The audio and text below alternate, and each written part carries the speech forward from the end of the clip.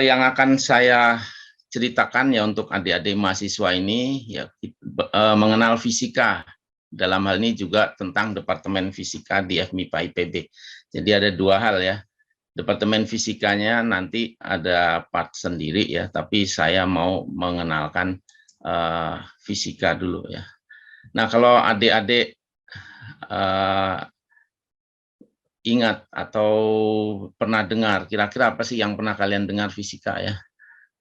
Ngapain sih masuk fisika misalkan gitu. Yang pernah dengar kan jadi guru bimbel, nanti mau kerja apa, nganggur ya.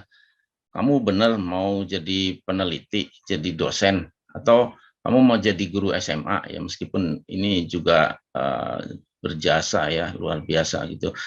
Akan tetapi terkadang orang-orang suka bertanya seperti itu, kamu mau jadi orang aneh, kuno kamu nggak gaul, pikiran ribet, serem radiasi nuklir. Wah.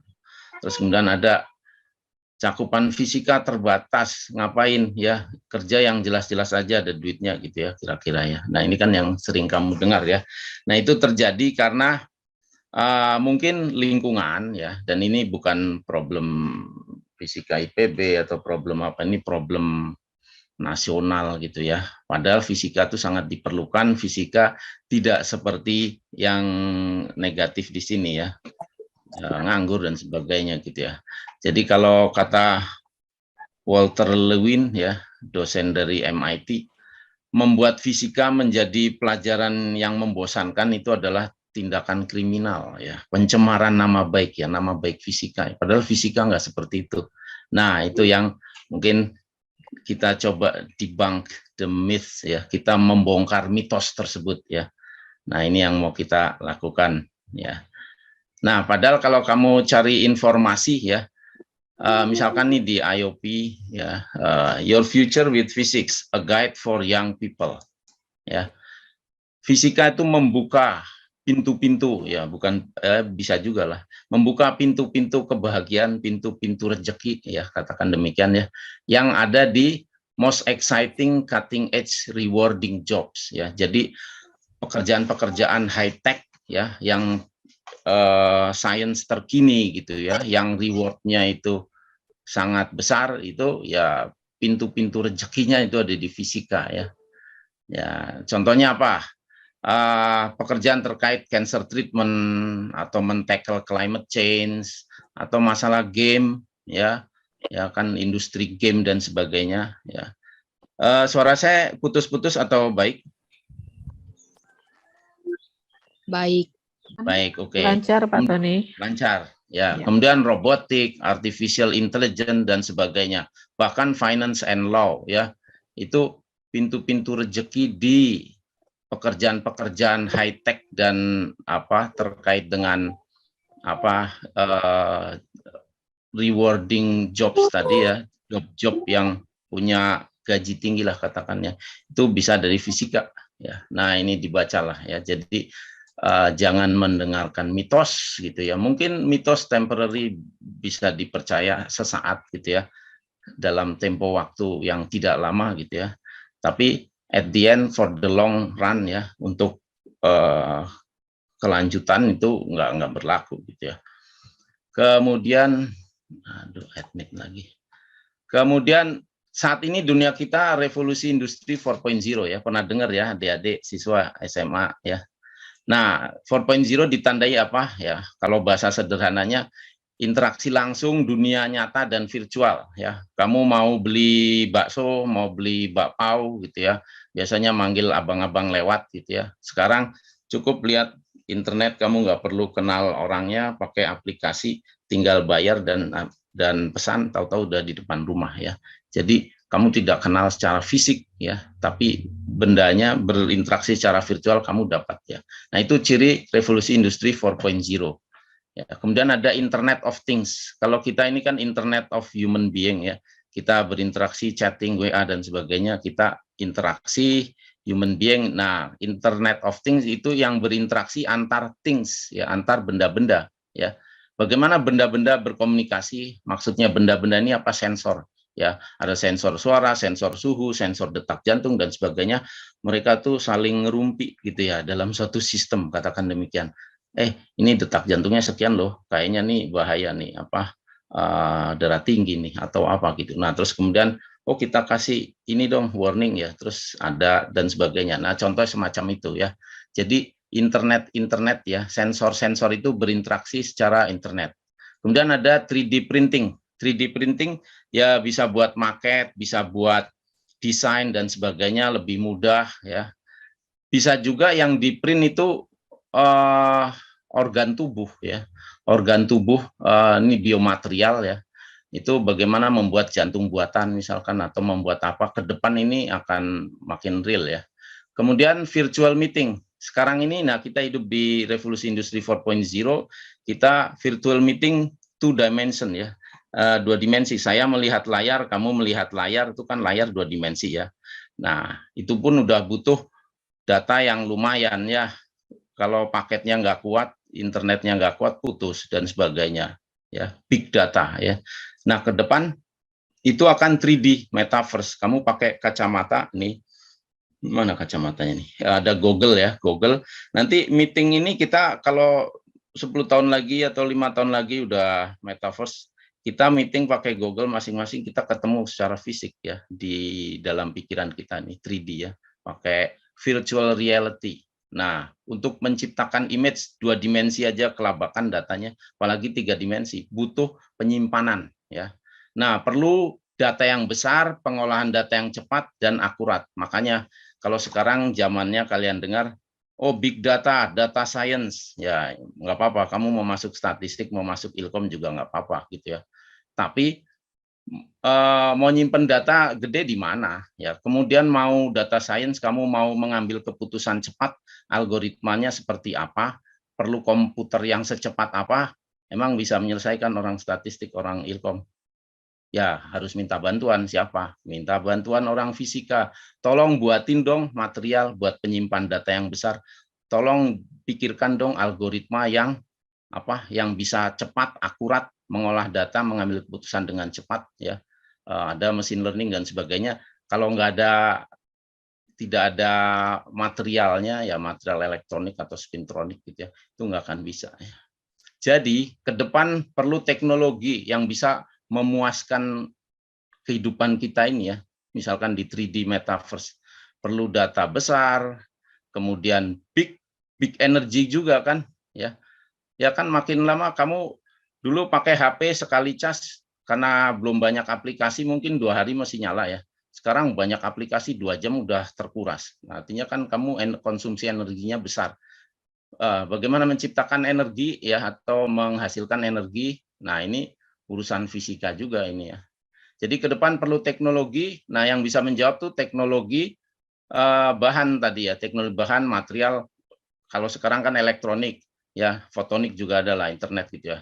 Tapi ke depan mungkin spintronik, terus terkait dengan quantum computing dan sebagainya. Jadi teknologi kuantum terkait rekayasa material, komputer kuantum yang miliaran kali lebih cepat dari superkomputer ya, bukan komputer yang ada di laptop kalian sekarang, superkomputer ya. Itu diperlukan ya, karena kalau enggak lemot ya, ini mau 3D, 2D aja masih lelet, apalagi mau 3D ya, perlu quantum computer ya. Siapa yang bikin? Ya orang fisika gitu. Kemudian bagaimana mengambil keputusan ya yang cepat dan akurat ya, machine learning dan sebagainya, hidden layer-nya ya, itu perlu algoritma kuantum ya. Algoritma kuantum lebih kaya, tidak lagi berbasis boolean satu, tapi lebih banyak kemungkinan ya yang bisa terjadi. Nah, jadi ke depan mau big data, mau data science, big energy, semuanya butuh fisika. Dalam hal ini misalkan kuantum ya. Nah, saat ini sedang berlomba-lomba industri di luar ya ini untuk mengejar 3 hal tersebut: teknologi kuantum, komputer kuantum, algoritma kuantum.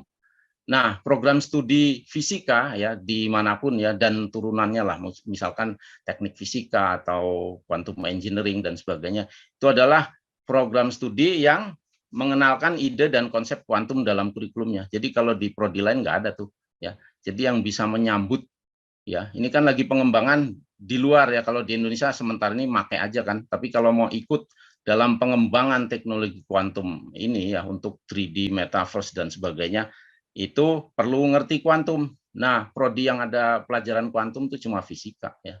Jadi people with quantum physics background ya itu the most wanted people by big industry ya. Jadi diburu ini orang-orang yang ngerti kuantum, yang nggak harus sampai S3, S1 juga cukup gitu ya.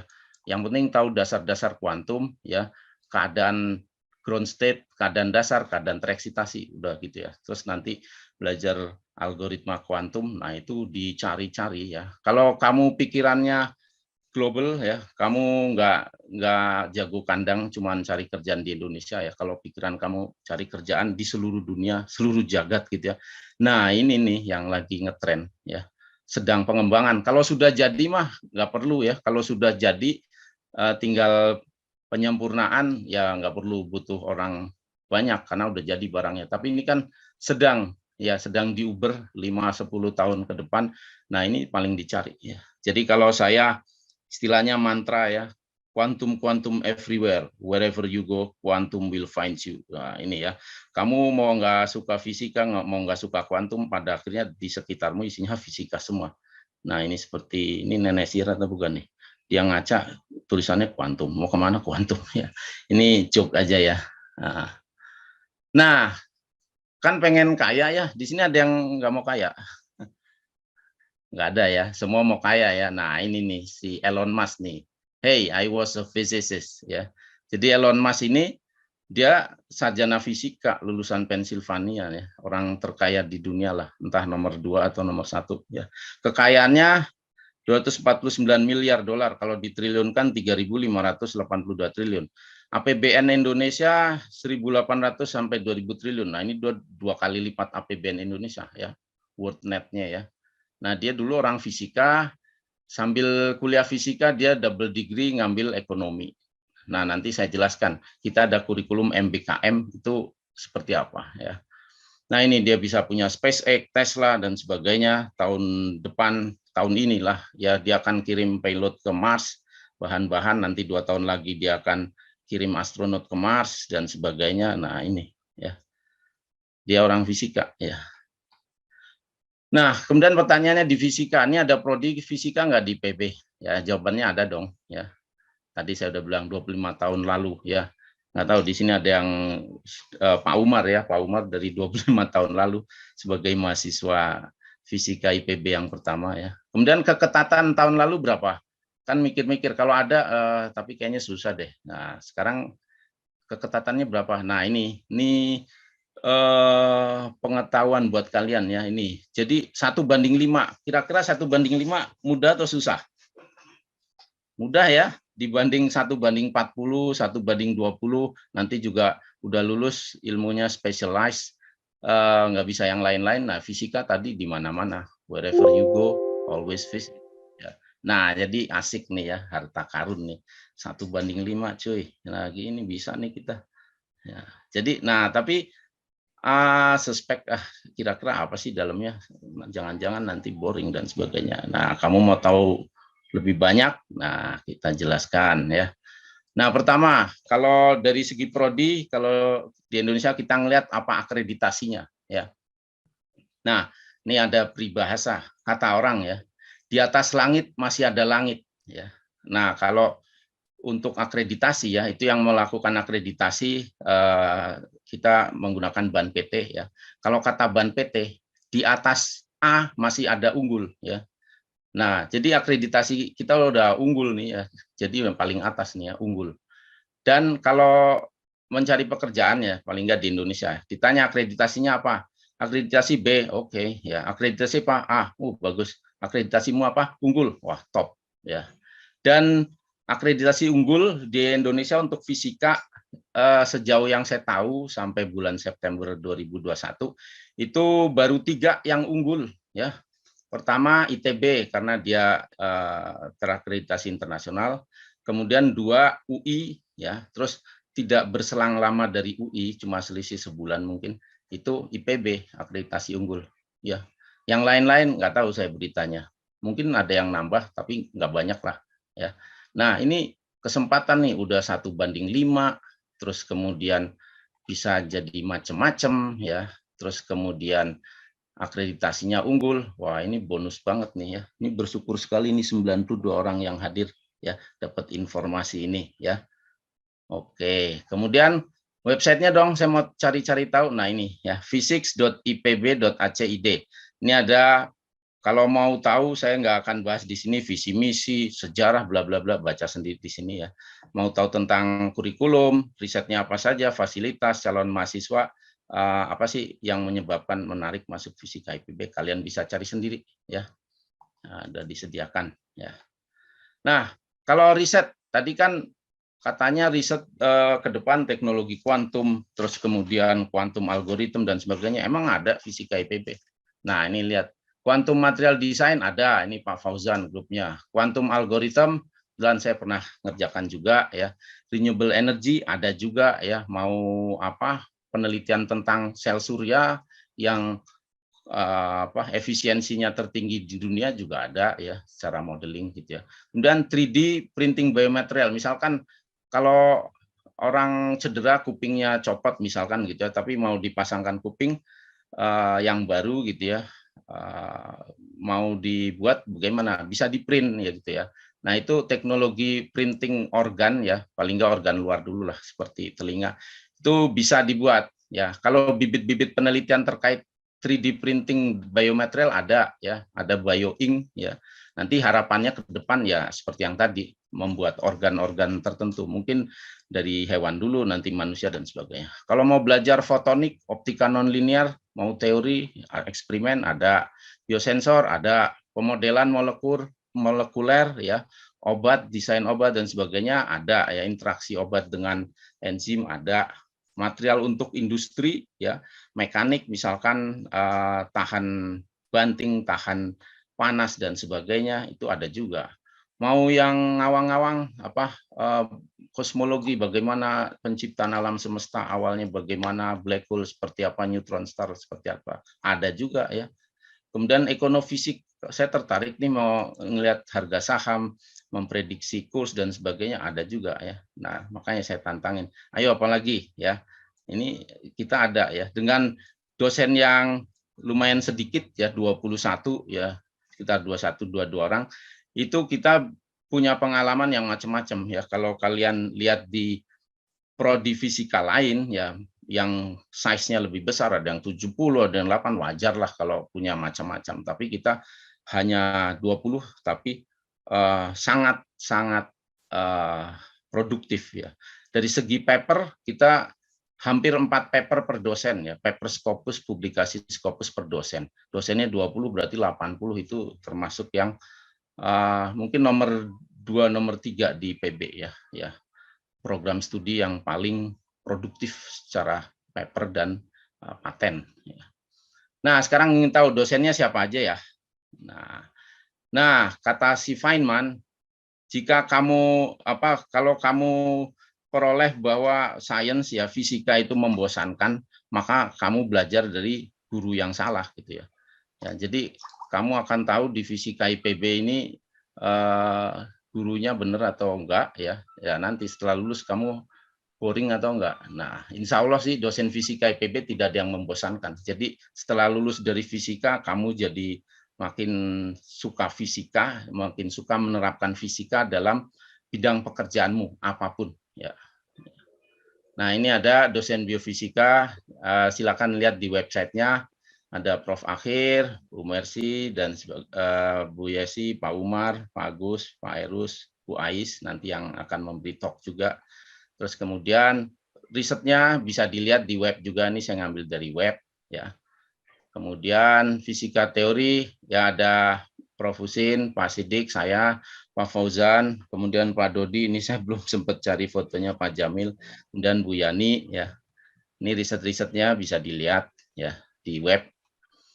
Terapan ada Pak Irmansyah, Pak Irzaman, Bu Ani, Pak Mahfudin, Pak Ardian, Pak Heri, Bu Rima, Pak Indro udah pensiun tapi mungkin masih memberi masukan-masukan untuk perkembangan fisika IPB ya. Riset-risetnya juga bisa dilihat, ada instrumentasi, sensor, material, jaringan dan sebagainya. Nah, kalau kurikulumnya bagaimana ya? Kalau saya bilang kurikulumnya santuy ya. Kita nggak stres kok kalau kuliah di Fisika IPB dari segi kurikulum nggak stres. Kenapa? Karena ada kita tadi udah akreditasi unggul, kemudian kita mengikuti program pemerintah MBKM ya K2020. Itu ada 20 SKS di luar kampus ya atau kegiatan multi aktivitas, magang dan sebagainya. Nah, ini ada namanya kanal 9 kanal MBKM ya. Artinya kuliah jangan cuma belajar bidangnya aja, tapi cari ilmu yang lain ya. Nah, ilmu kepemimpinan, kompetisi, pengabdian sosial, ilmuwan, olahraga, musik, bela negara dan lain-lain. Saya nggak hafal. Saya nyari apa gambarnya tadi nggak sempet ya. Jadi nggak stres kuliah di Fisika IPB ya, insya Allah. Karena 20 SKS boleh yang lain-lain ya. Ada yang ngambil kuliah pilihan, dan untuk yang mahasiswa ini yang udah tingkat 4 semester 8 itu banyak yang ngambil magang. Magangnya itu benar-benar applied ke industri ya, misalkan menjadi ahli Excel ya atau terkait dengan hal-hal lain. Kalau peralatan penelitian kita cukup lengkap, ini peralatan yang mahal-mahal kita ada. Ini tentu saya fotonya nggak cukup ya, masih banyak alat baru yang belum kita tampilkan. Suasana akademik ya ini standar waktu offline ya, seperti ini ya, tentu saja ada ini udah foto cukup lama ya, tapi yang terbaru nantilah saya tambahkan. Kemudian penelitian ya XRD, kemudian pakai electrospinning dan sebagainya, apa PSA dan sebagainya untuk penelitian standar modern ya yang menghasilkan jurnal-jurnal kualitas Q1, Q2 ya, bereputasi ya. Sudah habis waktunya kah? Belum. Ada berapa? Nah, prestasi dosen, ya dosen kita juga berprestasi. Ini ada ibu-ibu yang berprestasi, bapak-bapaknya jarang ya. Ada L'Oreal Women in Science, Anugerah Inovasi Provinsi Jawa Barat ya. Kemudian ada inovasi helm ya, kita bikin helm dengan limbah serat tandan kelapa sawit ya. Kemudian ada jaket anti peluru ya, terus kemudian ini helm ya, helm sepeda ya kita berikan ke Gubernur Pak Anies Baswedan ya akhir Desember lalu. Kemudian prestasi mahasiswa nggak terhitung, ini cuma yang sempat tertulis, tentu saja bisa lebih banyak lagi ya, 5-6 kali lipat dari ini. Ya, kemudian prestasi mahasiswa di ONMIPA atau KN MIPA, Olimpiade lah, Olimpiade MIPA mahasiswa itu sekarang namanya KN MIPA, itu hampir selalu ada entah perak, perunggu atau honorable mention ya. Ini yang Rukson saya belum sempat masuk ini ya, yang terbaru. Kemudian PIMNAS, data terakhir saya belum peroleh ya, tapi paling nggak kita pernah juga perak sampai 2. Nah, mahasiswa nggak cuma belajar ya, bisa beraktivitas klub ya, nanti dijelaskan Himavi. Di sini juga ada namanya Physics Research Club. Ini kita beri ruangan inovasi sendiri ya. Ini dulu waktu zaman offline mereka begadang membuat robot dan sebagainya, sensor, multisensor, pelatihan robotik dan sebagainya ya. Jadi insya Allah semua saluran itu kita berikan ya, aktivitas mahasiswa. Kerjasama internasional juga banyak, nanti silakan lihat saja di web, insya Allah kalau belum ada nanti kita tambahkan ya. Student exchange waktu masih offline ya, pertukaran ada ke Thailand, terus kemudian pertukaran kunjungan ke Malaysia, Singapura dan yang lain-lain, itu kalau sudah normal itu ya jelas akan berjalan lagi ya. Pelatihan tadi ya, habis membuat robot di ruangan inovasi mahasiswa kemudian dibawa ke sekolah, pelatihan dan sebagainya. Ya, juga ada pelatihan guru-guru. Nah, ini mungkin ada Bu Guru, ada nggak Bu Gurunya di sini nih? Bu Ratih ya. Kemudian nah ini kita akan adakan juga beberapa pekan, beberapa bulan ke depan, tapi mungkin sifatnya online ya. Nanti kalau udah memungkinkan pandemi lewat, offline pun akan kita lakukan kembali seperti ini. Ya, pelatihan guru dan sebagainya. Nah, tadi kan mungkin dari orang tua, dari guru bimbel, dari sumber-sumber lain yang kamu dengarkan gitu ya. Ngapain sih masuk fisika, kamu mau jadi guru, dosen? Oke. Sekarang alumni fisika IPB itu sekitar 1.000 orang. Ini semuanya sekitar ya. Saya data akuratnya belum dapat, tapi kira-kira sekitar 1.000 orang. Yang jadi dosen yang saya identifikasi sekitar 40-an. Paling kalau ada yang terlewat 50 orang ya. Ini artinya jadi dosen 5%. Jadi peneliti juga mungkin 5 kebanyakan mungkin ya. Mungkin cuma 3-4%. Ya. Jadi ini total jadi dosen peneliti cuma 10%. Kemudian jadi guru berbagai tingkatan ya mungkin sekitar 15% atau mungkin 20% ya. Tapi kalau di jumlah ini 25. Nah, yang 75% kemana? Ya, yang 75% ya pekerjaan lain-lain dan banyak di high tech industry ya. Jadi di sini membongkar mitos ya. Kalau kata guru kalian, guru BK atau orang tua atau om kalian atau tante kalian bilang ngapain masuk fisika ya, mau jadi guru atau mau jadi dosen kamu cuma 10% ya, atau cuma 5% yang jadi dosen ya, yang lain-lain kerja di industri. Nah, ini yang dosen ini aja saya cuma ingat 18 ya, tapi sekitar 40-an kalau nggak salah ya. Nah, ini yang lain kerja di mana ya, kerja di sini nih. Ini sebagian, oh my, sebagian ya. Nah, ini ada Aziz, ada ya, udah datang. Nah, Aziz ini waktu tingkat 1 dia penyanyi rap ya. Dulu saya tugaskan untuk fisika dasar 2, belajar fisika biar nggak bosen, coba kamu bikin lagu rap. Nah, waktu tingkat 1 dia rapper dia. Terus kemudian selesai kuliah skripsinya tentang kosmologi, tentang teori kuantum, Budiono Rorlich teori ya. Nah, itu publish di jurnal Q1 gitu ya.